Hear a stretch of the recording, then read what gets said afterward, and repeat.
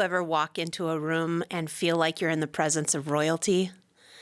That's how we are today. We're sitting here with Richard Skorman, and if you haven't heard his name, you haven't been in Colorado Springs for very long. True. Richard, you've got some big anniversaries coming up at Poor Richard's. We've got the 50th anniversary of the Bookstore. We've got the 30th anniversary of the Toy Store and the 20th anniversary of Rico's Wine Bar. Congratulations. Those are some big numbers, Yes. and not a lot of people in Colorado Springs can celebrate being that long in business, and it's not just business to you either. Yes, it's been a great ride, and it's hard to believe it's been 50 years. It really is. It's enough to make you feel old, isn't it? No, that's right. So big anniversaries for the Poor Richard's Complex in downtown Colorado Springs. Next on Loving the Springs, Where we celebrate the best and elevate the rest. You're listening to Studio 809 Podcasts. This is what community sounds like.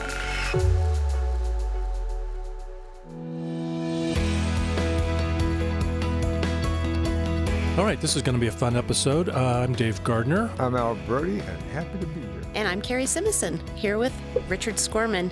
Colorado Springs Institution. I guess. I'm famous in my own mind. And in the minds of others. Maybe others, too. You are the human that comes to mind when I think of who's done the most for the longest in this community. And I challenge anybody that has lived in the downtown area especially and used it and either has eaten or done anything with politics, your name that tops the task, all the things that you've done, thank you. I got to say that. You're welcome. It's been a great ride. It really has been a real honor, because I'm just a restaurant bookstore guy, and all of a sudden I get to help make decisions. Well, I think it's going to be hard, but I think we're going to try to resist the temptation to spend a lot of the episode talking about your individual accomplishments outside of the Poor Richard's Complex. We want to focus on that, but there's no way you can completely divorce those two subjects, right? Right. You can't. I've been in the Springs 25, 30, I don't even know how many years, but Poor Richard's as an institution has basically gone hand in hand in my mind, and I'm sure in thousands and thousands of other people's minds, with welcoming equality, a place for everyone. So when you say I'm just a restaurateur and a bookstore owner, like Poor Richard's has been and still is home to any human being that wants to step their feet through that door. Like, it's that place that since day one when I came here, and it felt like a different political climate, it was someplace I could go and feel like my people were there. I could have a cup of coffee. People were going to smile at me, like I'd found my tribe. So it definitely does go hand in hand. Like you said, it'll be hard to not stray, but at Poor Richard's, I assume you meant to build it that way, but if you didn't, you sure did a good job making it a place for everyone. Yes, we did, and I say we because it really should be Poor Patricia's and Richard's. And my wife, Patricia, is my full partner. She does all the design. She created the cafe, the look of the patio, all that, and she oversees all the retail. So I'm just the guy behind the counter with an apron, but she's really the one who's a good business person. Yeah. And she joined me in 1990. She moved here from New York City, where I was for a while. For 3 years, I took a sabbatical and ran the businesses remotely and had, good people running things. But she came here and really transformed the place in lots of ways that I may not have been able to. And her taste in greeting cards cost me a good $20 a month, maybe more. She's so good at it. She's a PhD psychologist. She had her master's degree in community arts management. She worked with kids at risk in Harlem. She, all these things that she's done in her life, but she's turned out to be as a really, really good merchant. And that's been a great success for us. Well, June 8th is the big anniversary celebration, and we'll talk in detail later about what's going on Sunday, June 8th. But first, let's talk about the history of the place. And why it has become a multi-million-dollar empire for you. That's right.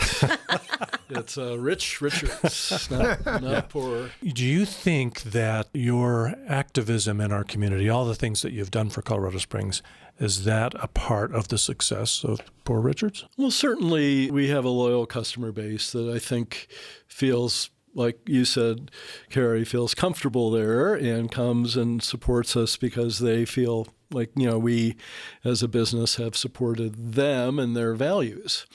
And we have a lot of parents and kids. That's another big piece of it. There's not that many kid-friendly places downtown, really. And Josh and John's moving across the street was great. The new playground at Acacia Park is great. But sometimes half of our customers are under 5 years old. And we train our employees well to always look at their feet, and especially when they're moving big pots of soup. But moms and kids especially can feel comfortable there. It's a place where they can be themselves. And we know that kids cry and kids yell. I think I did when I was a kid. So that's just part of it. It's not what we forbid like other restaurants might. We even have a special room for nursing if mothers need it. But having said that, that was the reason why we did the toy store, Patricia and I. But it originally started out as a used bookstore. And I opened it in 1975, my senior year at Colorado College. And I was working in a bookstore there called the Granite Harp Bookstore, and they went out of business. And they owed me money, and I took my pay in books. And I went to Surplus City where they had these great ammunition cases for 29 cents each. They were beautiful pine boxes, and just take the bullets out, and I would hammer them together and put them on cinder blocks. And I had a little house at 519 North Tejon. I had the front 2 rooms. And I would go to class, and I actually had a cash box. I had a sales tax chart, a list for people to write down the books that they bought, and every day I'd come back from class, and the cash box would be fuller. And you weren't a business major. You weren't an English major. Mm-mm. But I ended up doing it. Now, a lot of business in my family background, so I guess it was part of what I did growing up. My father and his uncles, or my uncles, his brothers, and his father started the first discount store in the United States, believe it or not, called the Miracle Mart. And it was in and around Akron, Ohio. They had a little department store in Ravenna, Ohio, near Kent, and ended up turning it into a discount store because they had these ideas about how to get things cheaper to people and to buy things in high volume with low markup. And so for the department store, they would buy things that were, seconds and irregulars and, discontinued, and they brought those things in. And then they didn't have the typical department store in the day, the people that were helping you, people would help themselves. And that was part of their theory. They put loss leaders at the back of the store, like milk and eggs and butter, and they sold those at cost. And, lo and behold, 5 years later, this guy, Sam Walton, shows up and says, I'm going to open up a store in Arkansas, and, it's not going to compete with you, and eventually put our family business out of business. But I grew up in it. I worked there in the summers. I, gave away popcorn at Christmas, and that was just our family business. So in the 1960s, there was John's Bargain Stores in New York City. Is that about the same time, or was it before that? They started in 1950. Okay. So, so they were really, there was one in Long Island called Corvettes that was started right around the same time. I remember Corvettes, yes. But it was pretty novel back then. Yeah. And my grandfather came from Russia. All my grandparents did, Jewish immigrants leaving, pogroms, terrible place to be. And he pushed a cart. But he had this photographic memory, and he learned all these languages and what people's shoe sizes were and what they loved, what kind of pots they liked, and made enough money to open up a department store. Wow. So I'm very proud of that history. I had an easy life compared to them. And anyhow, so I opened up this used bookstore, and then a couple of years later, the space where I am right now, 324 North Tejon, opened up. It was a radio supply store. The guy put in speakers and gymnasiums and whatever, but he was leaving, and I thought, well, maybe this would be a good place for a coffee shop bookstore combination, because there had been a few of them out there in the world. And one that I actually really, got to know was called the Trident Bookstore in Boulder. Trident Bookstore and Café, and it was co-owned by a person named Kimball Bayles.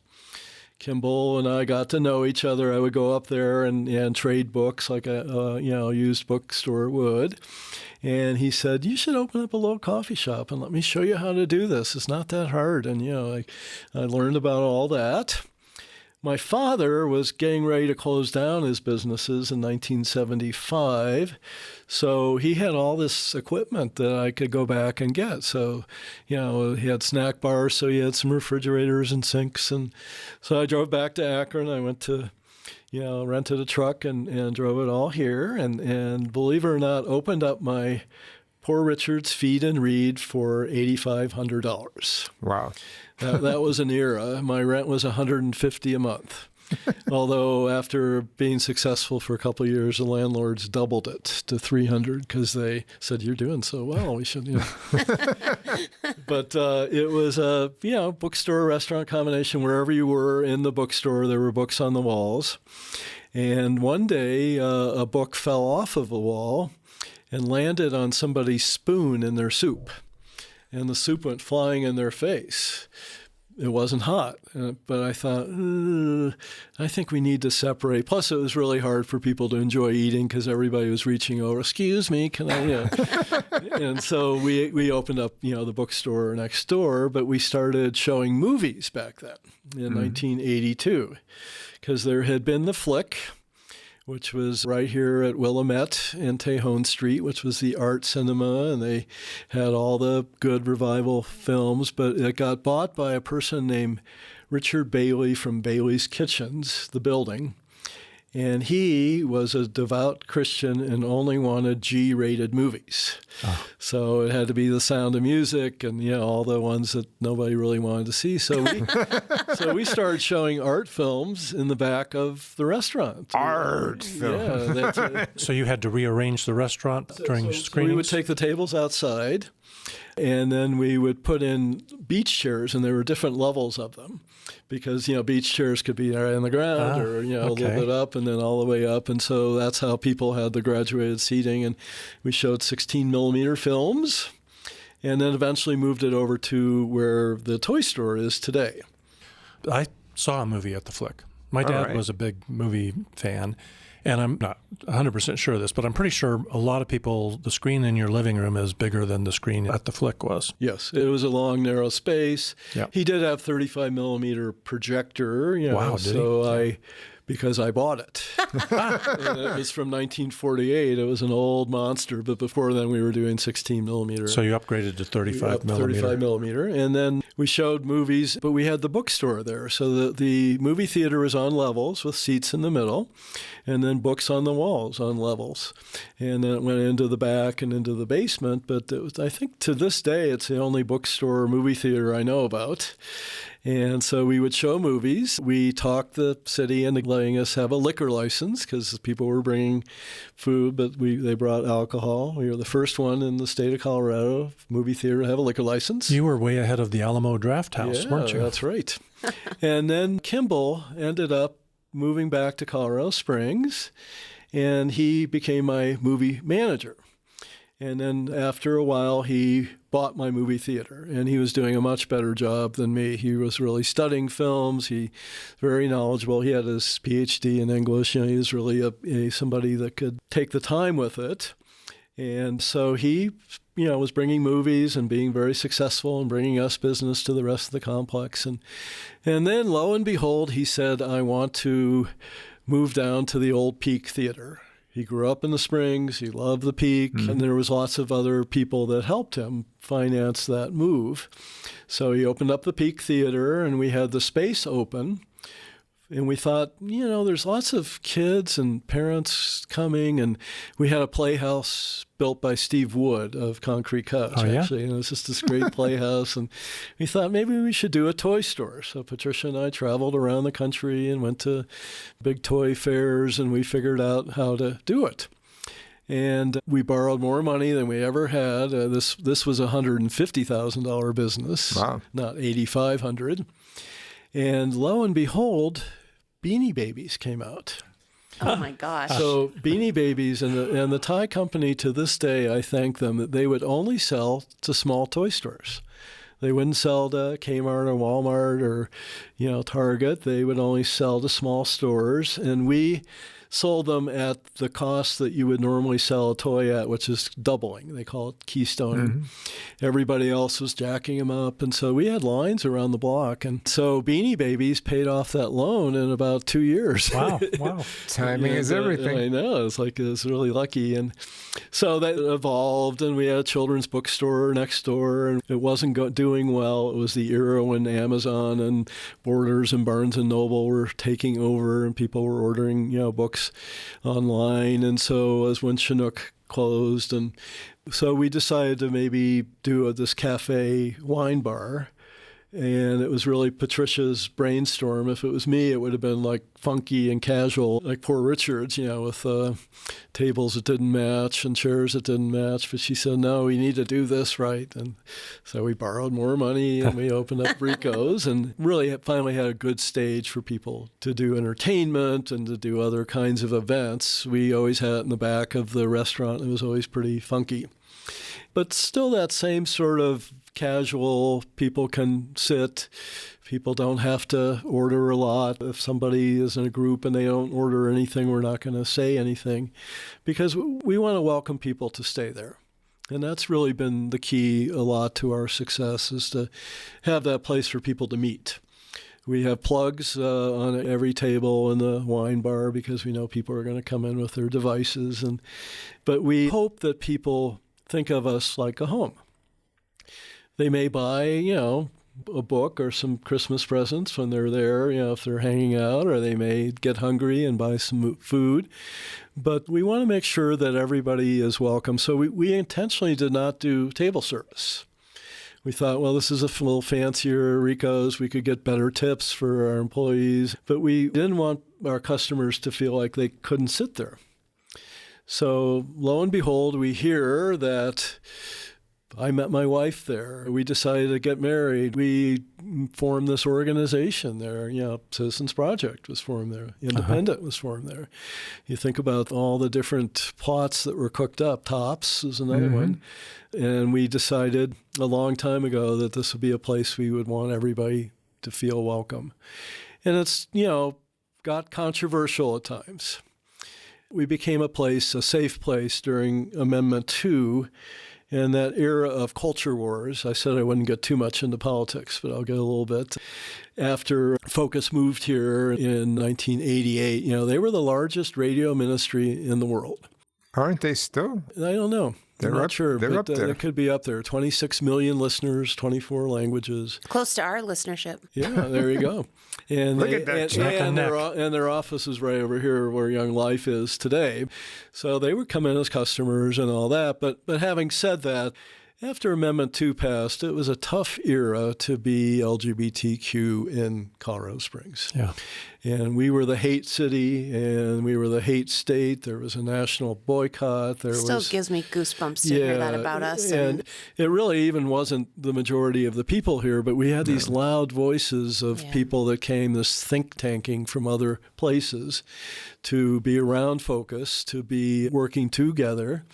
And they were not only doing anti-gay initiatives, but they were doing anti-abortion, doing LGBT, in lots of different ways. And it just was a tough time. So we stood up and we said, everybody is welcome here. We are a safe place if you're feeling, uncomfortable out there in the world. And after Amendment 2 passed, a lot of people were afraid to come out and say that they were gay, that they might lose their jobs, they could get kicked out of an apartment. It wasn't an easy time. And so people felt a little safer with me because I wasn't going to lose my job. And I ended up being a spokesperson for this movement. In some ways, not other people as well, but we had people out in front with crosses, and and people. Westboro Baptist Church was protesting. That's right. They were pretty serious about it, and they chose us as a community to come to. And they came to Poor Richards the next week. At first, they were at Palmer High School, and then I was the vice mayor. And I said, you are not welcome here, and you do not represent this city. This city is much broader than your voice. And, God hates fags. And so they came back the next week. And it was fun because Even Focus and some conservatives on council, Lionel Rivera, they were out there demonstrating with me and all these lesbians with tattoos and earrings and stuff because they felt Westboro went too far. But having said that, that was a big shock for Patricia to come in 1990 and realize that all this was going on. Death threats, bricks thrown through our windows, swastikas on the bathroom wall. And she just said, God, there's so many crazy white people here. And why did I move to Colorado Springs? Because we need you here. Yeah, that's right. And you helped incubate the Colorado Springs Independent. Yes. So John Weiss stayed up in my office for 6 months cooking it up. Wow. And I introduced him to everybody I could. And the main reason that he thought it was going to be valuable to be here was because of the culture wars. There was no place for people that are LGBTQ to feel like they had a voice. Every other voice was really, very anti-gay. So that was something that he wanted to do. They had personal ads for men, men seeking men and women seeking women, and they were boycotted. They took all of them out of King Soopers. John really had some courage, and Kathy Eastburn stood up for people way back when. I know I'm rambling on, not letting you ask questions. You are such a tough interview. I know, that's right. I don't know if you have other questions, but I got involved in local politics, some from the LGBTQ issues. I was thought to be gay when I ran for council the first time by many people. Bob Isaac, the mayor, wouldn't even meet with me because he thought I was gay. And so everybody wanted me to have Patricia in all my ads. And they said that she needed to get a Broadmoor bob, get that, Republican hairstyle, and she wouldn't do that. And is this when they told you to cut your ponytail? Yeah, and then I cut my ponytail. They didn't tell them, well, actually, it was Mary Lou Makepeace who asked me to be on council, but she said, you got to cut your ponytail. So I thought nobody would notice. And of course, every article was Skorman, who just cut his ponytail, the gay rights candidate. Yeah.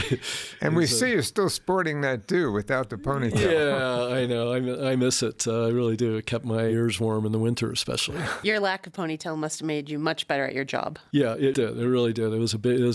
Otherwise, I probably wouldn't have been a good council person. I know. So I barely got elected, and lo and behold, it just kind of evolved over the years. Barely got elected, or as the other side would say, overwhelming victory. Yeah, that's right. I know.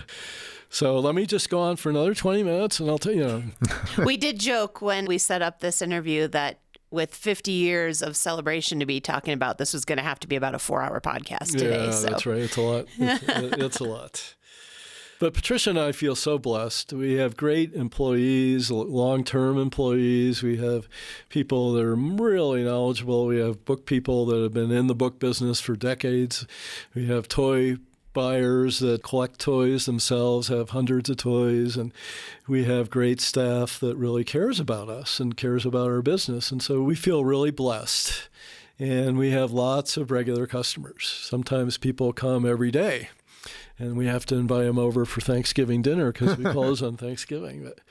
But it's been a great ride for us. But we want to transition out. So it's probably not a secret out there that we are looking for maybe a good young couple, somebody that can kind of keep the themes going.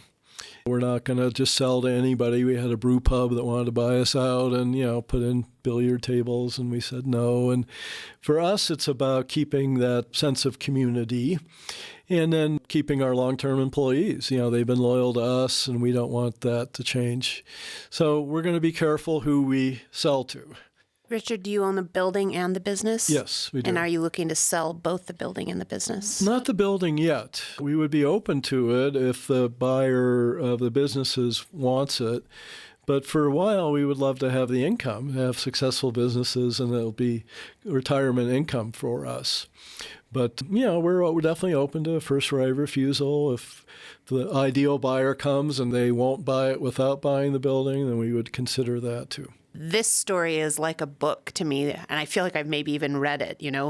This kind of business that's been such a pillar in our community that everyone who's been here for any amount of time knows, and the opportunity for, someone who's grown up with it to make it their dream.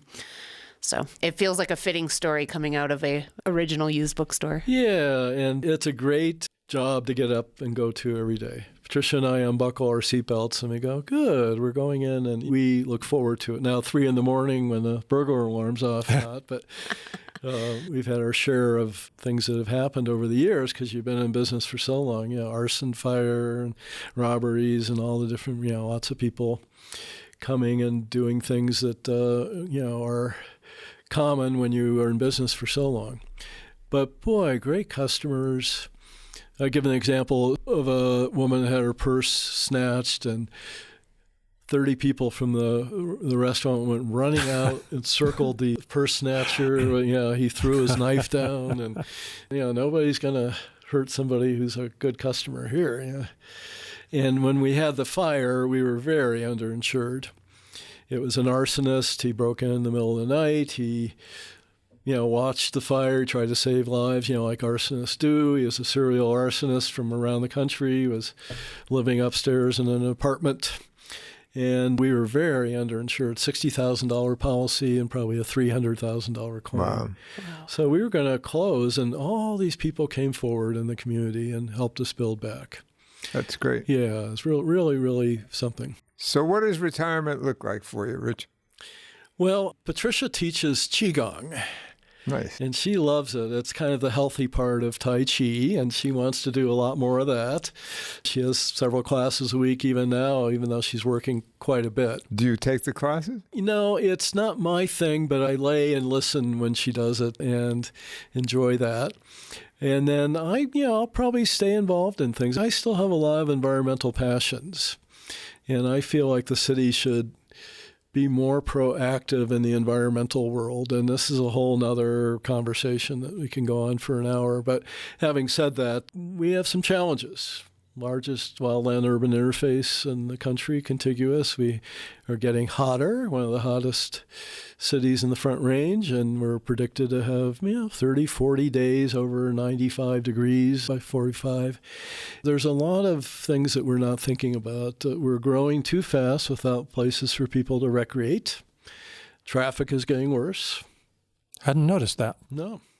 So anyhow, it's another show, but I would love to be involved in some more environmental advocacy until people say, that old councilman, he's too old, and get him out of here. It's comforting to know that you're going to hang in there. So thank you. And then Patricia and I started a little nonprofit called Richard's Rubbish Roundup. Mm-hmm. She didn't want her name on the rubbish roundup? No, it turned out to be me, I guess. I don't know why. I guess Richard and Patricia's Rubbish Roundup didn't have the same ring. But having said that, we have a group that meets every week. Mm-hmm. We have several groups that we meet with, that we outfit, that we make sure are safe. We've had over 800 volunteers, collected 55,000 pounds of garbage. We are out all around the downtown area, especially Monument Valley and the America the Beautiful Park and all that. But we also go up to Sand Creek, to Cottonwood Creek. We do Midland Trail and, do our best to clean up all the garbage that's out there. But boy, it's a daunting task. And then Patricia and I get the groups together for free pizza and beer afterwards. We bribe everybody. Awesome. Yes. Well, mentioning your environmental streak there reminds me there was another venture, short-lived, in this timeline of the growth of the billion-dollar Beany Baby empire. What was the name of that store? Conservation Hardware. Yeah, Conservation Hardware. Yes. Tell us briefly about that. At the time, there weren't faucet aerators or compact fluorescent bulbs. There wasn't, no odor, no chemical paints out there. There just wasn't that much out there. You could get it, but, you had to hunt hard. So we created a little store called Conservation Hardware, and people could get all those things and then learn about them. And we had classes and people that spoke. And we had it down the street where that co-working space is now. That's just a block right next to Rasta Pasta. But then Epicentral. Yeah, Epicentral, that's right. And then we ended up moving it into Poor Richards itself. And then eventually these things became pretty readily available. In some cases required, you had to, when you're building a new house, you have to put in a faucet aerators to make sure you don't waste water. But yeah, that was a big adventure and had lots of good people helping with all that. We put 65,000 light bulbs into homes in Colorado Springs. Mostly low-income homes. We would go in and just, install these compact fluorescents. Now, that's not the best ones these days. I remember having that conversation with you saying, we don't want compact fluorescents. Yeah. LEDs are right behind them. Yeah, and the LEDs were like $25 each. They were. But we were able to save, people energy. But it was a great adventure, it really was, and certainly fit with all of our kinds of things that we were doing down there. So should we talk about what's going on June 8th? Sounds like there's a big party. Yes. I'm all in for a big party. Yes. So we're having a big party Sunday from 11 to 5, and we're going to have a big jumping, rubber playhouse in the back parking lot not for grown-ups. No, I'm sorry, for kids, yeah. And we're going to have face painting. We're going to do story time. We're going to have some poets. We're going to be on the stage of Rico's. A shout out to Robin Iser, who I know. Yeah, and lots of good poets. We're going to have music out in the patio. We're going to have prices back to the 1990s. We're going to do 10-cent coffee. 95-cent gazpacho, $2.50 slices of pizza. That was a little later. We're going to give away lots of other food, cake and ice cream. And we have an employee that's an international hula hoop champion, and she's going to be there doing her hula hooping. And hopefully we'll just have a great celebration with lots of different people that have been our customers for a long time, so we can thank them. And some live music on the outside patio. Yeah, live music too, on the right? outside patio. It's definitely something for everyone. Yeah, that's what we're hoping. And let me just say, Poor Richards is in the heart of downtown, and often people are concerned about parking. Parking garages are free on Sunday. So when you come down on Sunday, June 8th, there's a parking garage a block behind you on Cascade and Bijou. That's right. Free parking. Yes. Like, no excuse to not come down, park in that parking garage, and walk the block over to see you. Yeah, that's right. Head over into the park if there's a line and play on the playground a little bit, and then come back over. That's right. It should be an easy day to get around downtown. No, that's great. But yeah, we are excited. 50 years is just hard to believe. So you brought up the music. The Midgards are going to be performing, right? Mm-hmm. They're great. They're really good. 11 a.m. to 1 p.m., the Met Guards. Yes. And then who's this other? I'm not familiar with this. 2 to 4 p.m., we've got Revel and Paul. Yeah, and they're another duo that's really popular. People really like. They do, bluesy, jazzy kinds of things, and they're two of our long-term favorites. We didn't want to get too loud. We thought people, would want to talk, so we wanted to have more of that acoustic. And is this whole schedule for Sunday on your website? So if people are looking for what to do at certain times, so if you go to poorrichardsdowntown.com, you can get the kids zone hours, the music hours, the story time hours, when which local authors are reading, and then all day long is the anniversary menu specials. That's right. Fantastic. Exactly. So thank you. And the patio behind Rico's, it's one of the best patios in town. Yeah, and you should thank Patricia for that. She really designed it, kept it rustic. And then we have a great gardener, Jeffrey, who's our bookstore manager and major book buyer, is also in the garden tour every year, and he always wins it. And he's just like this incredible resource for us.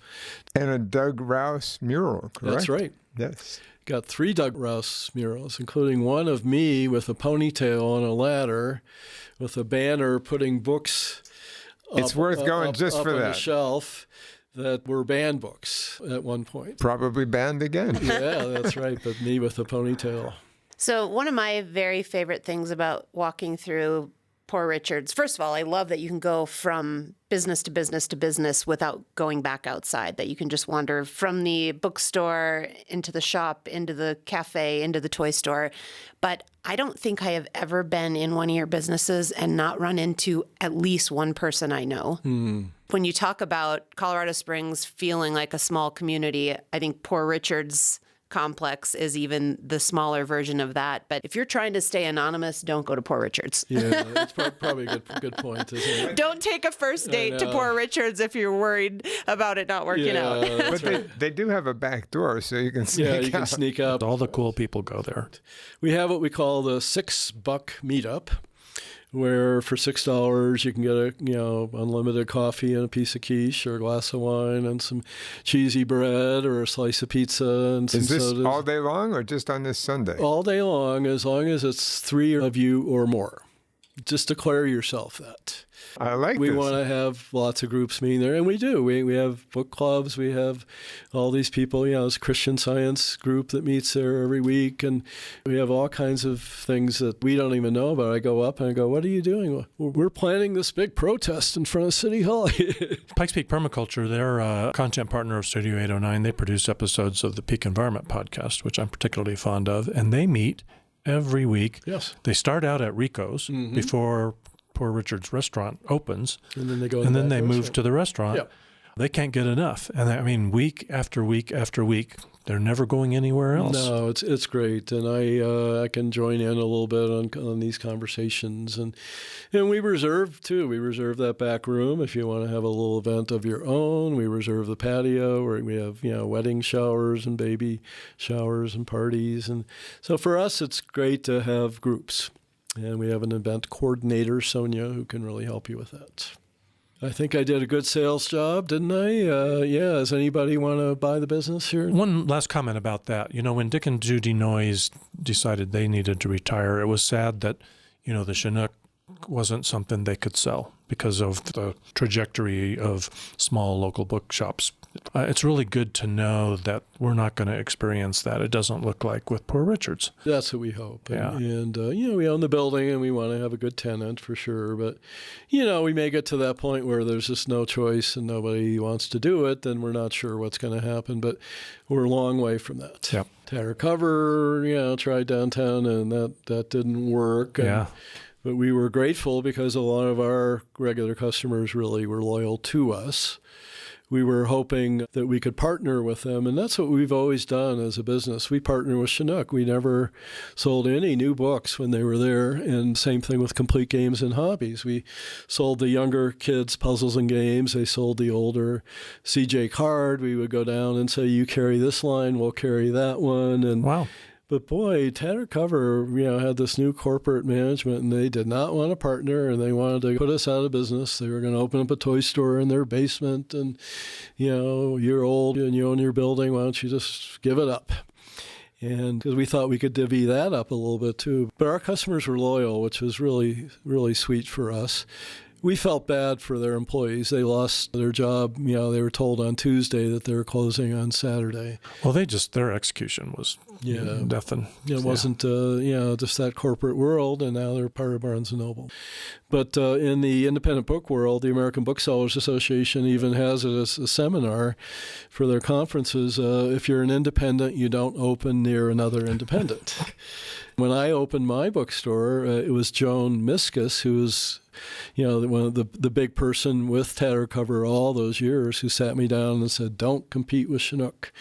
And I said, well, I wasn't going to, but thank you for the advice. Yeah, I loved Tattered Cover when they were in their lane in Denver on Wynkoop, and it was like, this is an incredible store. It was great, and they did so much good for the community, and Cherry Creek had a good store.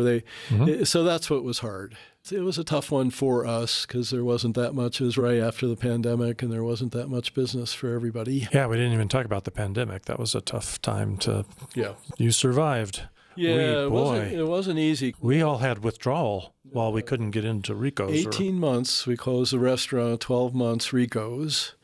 Because we were narrow spaces, we had a lot of self-serve, especially a soup and stew bar, and we had these big gas pizza ovens. And so we took the time to remodel and make things all behind the counter.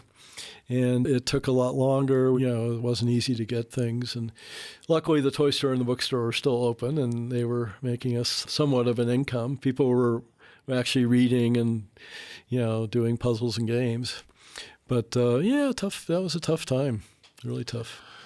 So, Colorado College brought you to Colorado Springs, and somehow we were lucky enough to keep you. You must love something about Colorado Springs. Yeah, I've always loved the mix of people here, to be honest with you. I know people might like to give us a bad reputation. Even during the culture wars, I think only 8% of the population went to church. But it's that people from other places who come here, military, people that are mostly from smaller towns. It's not like this is this urban environment that, you're going to get the real wealthy transplants. You're going to get now a lot more younger people are moving here because of what I fell in love with, which was the access to the mountains. Mm-hmm. It's just incredible that 10 minutes from where we are right now, we could be on a mountain bike, maybe be on a trail with, a few other people you pass. And we have this great weather. We have, to me, it was paradise.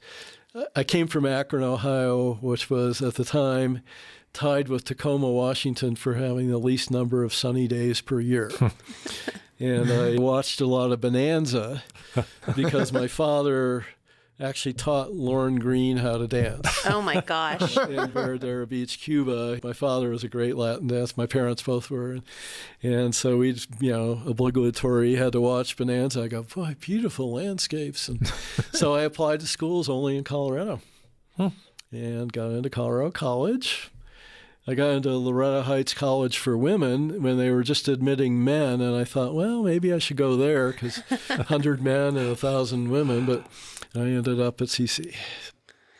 So, Richard, if you're not eating pizza in your restaurant, is there some place that is kind of your second home for eating out or drinking out? Patricia and I love Sacred Grounds Café in Cheyenne Canyon. And Natasha Snapper is a very good friend, and we actually was a neighbor for a while, and we helped raise their kids a little bit because her husband passed away, and she's from Moscow, but very good cook. And she's only open for dinner on Friday and Saturday nights. Sometimes she'll do these special dinners, but breakfast and lunch. She's got this great patio, and you feel like you're in the mountains right at the base of the canyon. So that's the main place that we go. Awesome. Yeah. Thanks for the tip. Yeah. Yep. So if you were going to read a story to a group of children, what spot in Colorado Springs would you pick, and what book would it be? I would pick a beautiful spot on the Stratton Open Space or in Strawberry Fields and read the Moon book. I can't remember the exact name of it. With Goodnight Moon. Goodnight Moon. That's right. That's all right. Very cool. Because I just think that outdoor life and if kids were outdoors more and away from their cell phones, I think it would be a much healthier planet. But in Colorado Springs, they do it more than most places. True. I do love being out on the trails and seeing people of all ages out on their bikes or walking the dogs or walking together.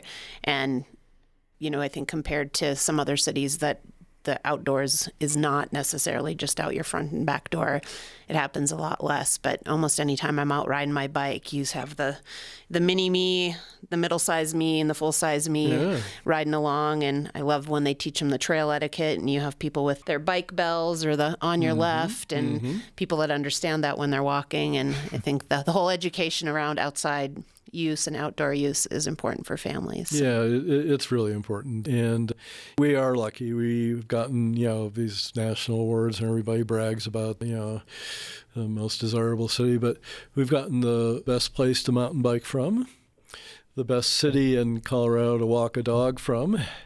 We have the most dogs over 40 pounds of any city in the country per capita. Mine's one of those. People like big dogs. People love that outdoor life, and they love dogs. And when I ran for mayor, there was a group that came together with lots of buttons and signs saying "Dogs for Richard Skorman," and I was very proud of that. That's great. Yeah. Well, Richard, we can't thank you enough for your service to the community and for providing us all a good place to go hang out with all the cool people and for joining us today. Thanks. Yeah, thank you so much for having me. And I've been here too long and too many stories, so it's just, you didn't want to have a 4-hour episode. No. But I really appreciate this opportunity. Thank you. And it's great to be with all three of you who have been really involved in the community in wonderful ways. So I want the respect to be mutual. May you and Patricia have a smooth transition into retirement when it actually happens. That's what we hope. And I'm glad we'll never have to know what Colorado Springs would look like had Poor Richard's not opened. It would be a certainly much, much different place. But it's fantastic that you've been here. 50 years of history now. One person can make a difference. Yeah, well, two people, Patricia. Okay, we'll give Patricia due credit. So a couple quick news items before we wrap it up. Coming up, actually happening right now, there's an online open house through June 15th for the Front Range Passenger Rail District and Colorado Department of Transportation, showing off some of the near-term and long-term plans for having passenger railroad service in the state. I wish it was short-term. It's not short-term enough. 2035 for us, unfortunately. Yeah. It's always 11 years in the future. No matter what year it is, it's 11 years in the future. Especially if railroads are involved, that's for sure. But anyway, we'll put a link in the show notes, but it's pretty easy to find. It's FRPR. That's Front Range Passenger Rail. FRPRopenhouse.com. And it's just through June 15th, so I wanted people to know that they might want to check it out if they're passenger service Just fans. ways to give feedback on what's happening, or I don't know if they're inviting feedback. They'd be crazy if they don't, but they're definitely, it's kind of like a little bit of a show and tell, so you can catch up on it's a presentation. They've been having, lots of funding issues and talks with the legislature, and so they're going to probably announce their plans. And they're going to do the North Front Range first, Boulder, Fort Collins. And we're always second on the list. We are, and boy, the traffic is just... When I came here in 1970, you could drive to Denver and not see a car sometimes for 15 minutes. That was I can't even tell you. The only time I haven't seen a car for 15 minutes is because I've been asleep. That's right. That's crazy. And there's something, they're talking about travel time north and south of Denver doubling over the next how many years. So we should be glad that we're down here. Right. And so I thought that this is where they should invest first, but what do I know? Then the other thing is Ralph Giordano, who hosts the Independent Film Forum, which is a Studio 809 podcast. He's a pretty skilled photographer, and he's got an exhibition that's opening up at the Cottonwood Center for the Arts. They're doing an opening reception first Friday coming up June 6th at 5:30, so there'll be a reception. But then all during the month of June, his photography is going to be on display, and there's two special journeys that he'll be showing off. One is called Random Life, which is just the past 10 years of stuff he's happened across that he thought, wow, I should take a picture of this. And then the other is called Inked, Skin Deep, The Body as Art. Tattoos. Yeah. Yeah, Ralph is very talented. In fact, he and I put together the first environmental film festival in the United States. He was involved in that. He was. U.S. Environmental Film Festival in 1990. Wow. So, it's like all this Of course you were involved in that. I was involved with it, yes. So we should give another quick shout out to June 6th and June 7th, also launch events for Art on the Streets, which we talked about in our last episode. Yeah. Pride Fest is coming up. Pride Fest is the weekend of the 15th. There you go. Juneteenth is another one, although they're doing it at the Citadel Mall this year, not downtown. Oh. But, so those are two good events. And Bike to Work Day. June is just packed with stuff to do. Get outside. Get outside, friends. That's right. Yes, ma'am. And start on June 8th at Poor Richard's anniversary party, and then just continue on. Actually, start on June 6th at Art on the Streets, and then continue. Yeah, then continue. That's right. Yeah, lots of great stuff going on. Wrapping up, I want to give a big shout out to The Next Us, which is where our Studio 809 community podcast studio is housed. It's a professional cooperative environment for businesses. So it's a co-working space, and it's got a great vibe, and we want to give a lot of love to Judy Perring for having a great vision and for supporting Studio 809 podcasts. So lots of bike parking if you want to bike down and check it out. Mm-hmm. And an incredible view. If you're sitting on my side, especially. Yeah, this beats the view. Back when we had our studio in the basement at the Indeed, right, there was no view. Yeah, right, I remember that. Yeah, that was the dungeon. Yeah. All right. Well, thanks a lot for being here, and thanks for listening. Thank you.